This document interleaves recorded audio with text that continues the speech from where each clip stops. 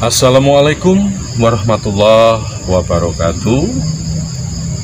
Rahayu, rahayu, rahayu sagung dumadi si Romo, sobat Romo Edi Ronggo, dimanapun penjenengan berada. Semoga senantiasa dirahmati Allah SWT dan diberkahi dengan kekuatan, kesehatan, serta rezeki. Dan tentunya apabila ada yang sedang sakit, semoga segera diberikan kesembuhan oleh Allah yang Maha Pengasih lagi Maha Penyayang. Para saudara subscriber, pada kali ini saya sengaja berada di tengah area pemakaman. Di tengah area pemakaman, dan di sebelah belakang saya adalah makam yang tertua, sudah berumur ratusan tahun. Namun kali ini saya tidak, meskipun berada di dalam pemakaman, saya tidak akan mengajak penjenengan untuk melihat munculnya hantu pocong, keluarnya banaspati, ataupun wewe gombel, gendruwo, dan lain sebagainya. Tidak, saya tidak akan mengajak Anda untuk melihat hantu, melainkan untuk saya ajak berjalan-jalan di sekujur tubuh kita, dan menyadari bahwasanya kelak kita akan seperti mereka, terbujur sendiri tanpa ada satupun keluarga ataupun orang yang dicintai menemani. Semuanya ditinggalkan. Yang ada hanya sebujur jasad terkubur di dalam tanah. Mengapa demikian? Itulah kodrat irodat yang harus kita jalani dalam akhir hayat. Saudaraku, jasad yang kita rawat setiap hari, bagi yang muslim, selain mandi, kita wudhu paling tidak 5 kali, dan apabila ada luka sedikit kita obati. Bahkan tidak jarang jika kulit kita keriput, kita mencari oil pelembab agar kulit segar kembali. Begitu pula dengan wajah, agar bisa kembali berseri. Namun pada akhirnya jasad yang kita sayangi ini akan dikubur sendirian di dalam tanah. Mengapa demikian?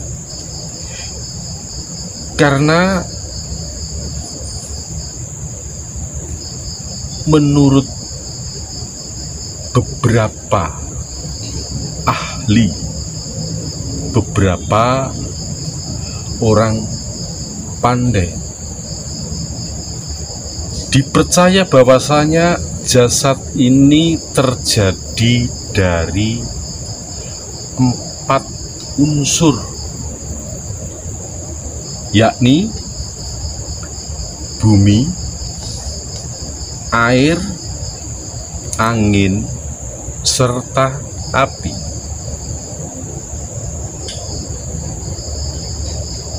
Nah, tanda-tanda kita akan berpulang. Tanda-tanda kita akan menghadap Ilahi Robbi. Tentu 4 anasir ini satu persatu meninggalkan jasad kita.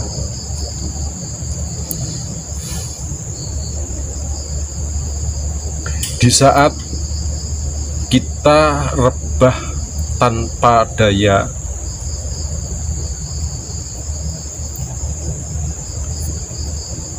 badan mengalami dingin yang teramat sangat, namun sementara orang lain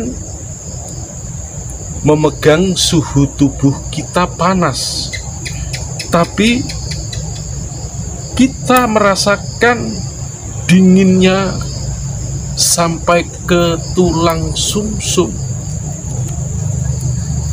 Ini bertanda bahwasanya api sudah meninggalkan jasad kita.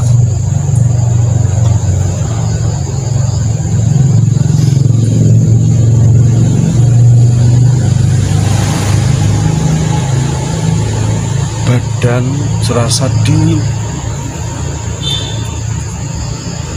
tak ada kehangatan.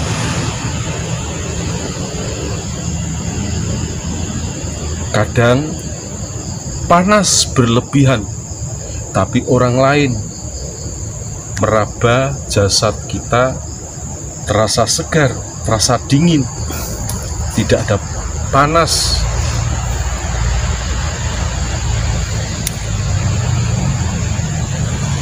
Ini pertanda bahwasanya air yang sedang meninggalkan jasad kita.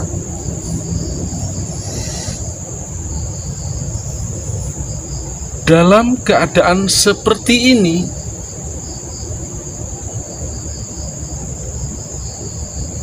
badan berkeringat seperti orang kerja.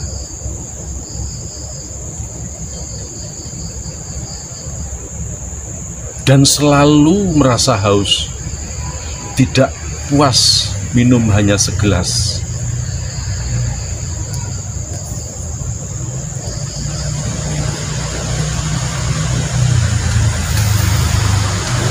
Ini tanda bahwasanya air sudah mulai meninggalkan jasad kita.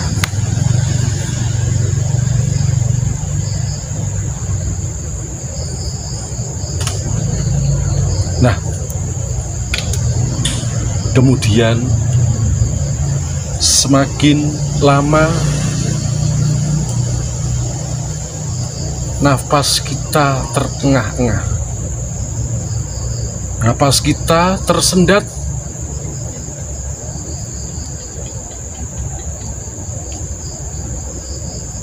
bahkan terkadang dibantu dengan oksigen pun masih tidak bisa memompa pergerakan paru-paru. Itu tanda bahwasanya angin sudah mulai meninggalkan jasad kita.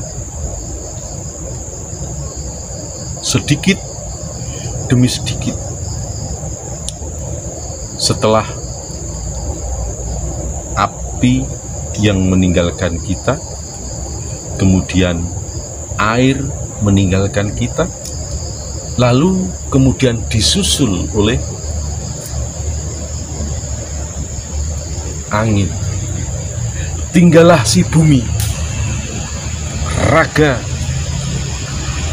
ini terkungkung sendiri.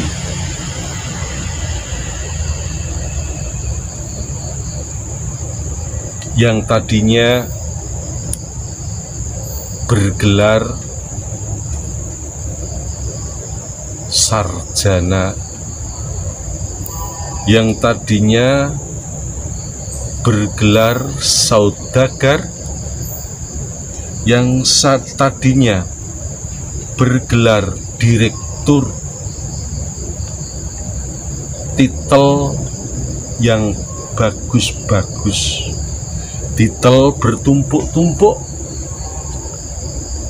berganti dengan titel almarhum serta almarhumah. Kemudian inna lillahi wa inna ilaihi raji'un. Karena apa? Sang sukma telah meninggalkan raga, tinggallah jasad yang tiada daya, kemudian terkubur, asal tanah kembali ke tanah, asal bumi suci kembali ke bumi suci, asal angin suci kembali ke angin suci, asal air suci kembali ke air suci, asal angin suci kembali ke angin suci. Sedangkan sang sukma sowan menghadap ke Allah Subhanahu wa Ta'ala. Saudaraku, jika sudah begitu, tinggal kita menunggu pertanggungjawaban atas segala amal yang kita perbuat.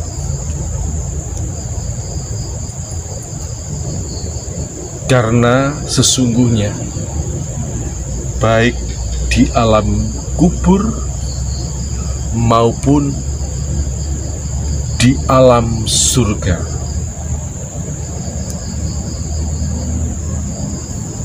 itu lebih lama jika dibandingkan kita berada di alam nyata atau dunia.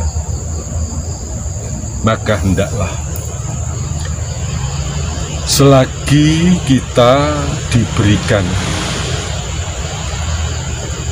kesehatan, diberikan panjang napas, diberikan kesempatan, pergunakanlah sebaik-baiknya, karena harta,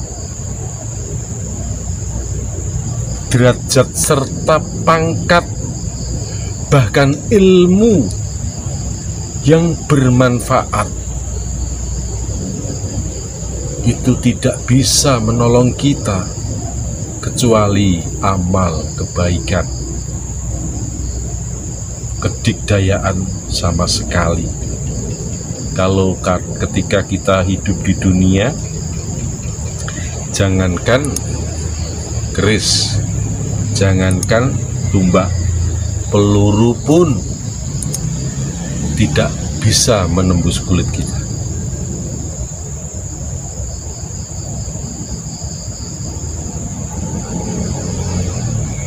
Bahkan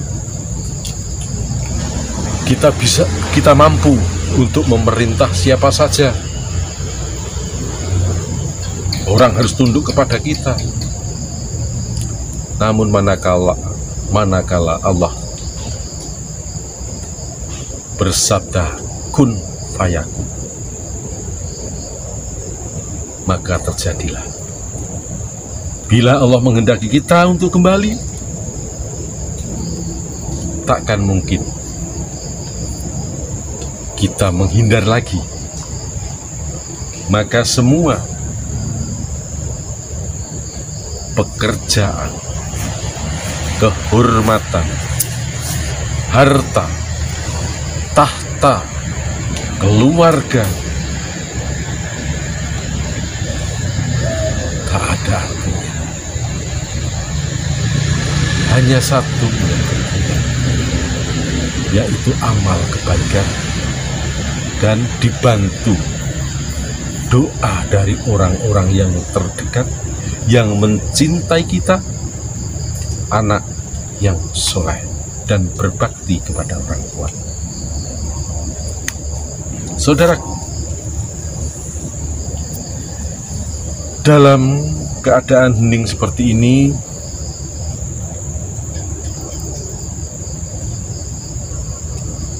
tak ada suara,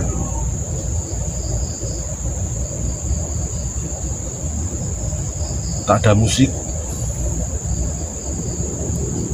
tak ada deru mesin,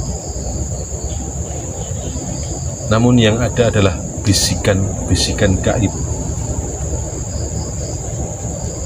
minta pertolongan, minta pertaubatan.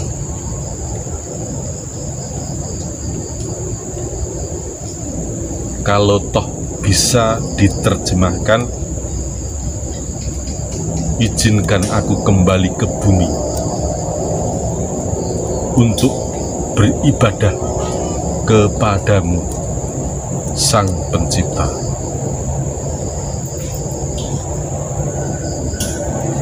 Saudaraku, uraian yang saya sampaikan ini bukan bualan, tapi nyata.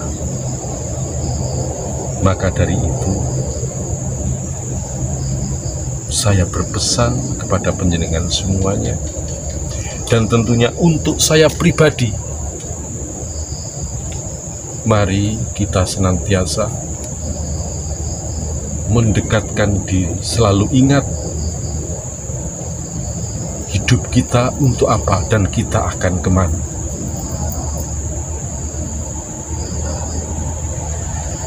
Jangan pernah sekalipun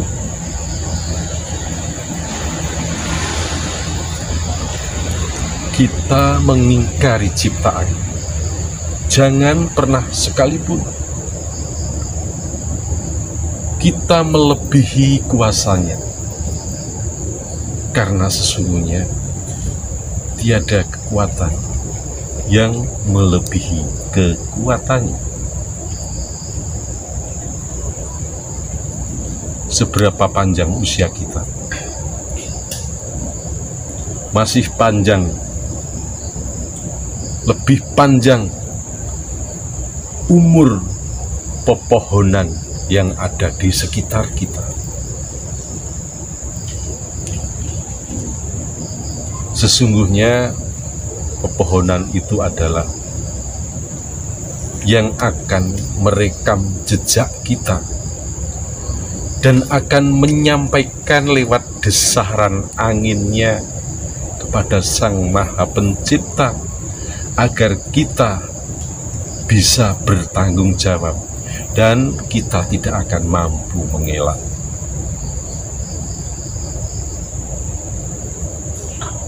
Semoga tayangan ini bermanfaat untuk panjenengan yang berada di rumah, untuk panjenengan yang berada di mana saja. Mari terus ikuti tayangan Romo Edi Ronggo di episode-episode selanjutnya, agar kita tahu makna hidup serta kehidupan. Kiranya sampai sekian perjumpaan kita. Billahi taufiq wal hidayah. Wassalamualaikum warahmatullahi wabarakatuh. Rahayu, rahayu, rahayu, sagung dumadi.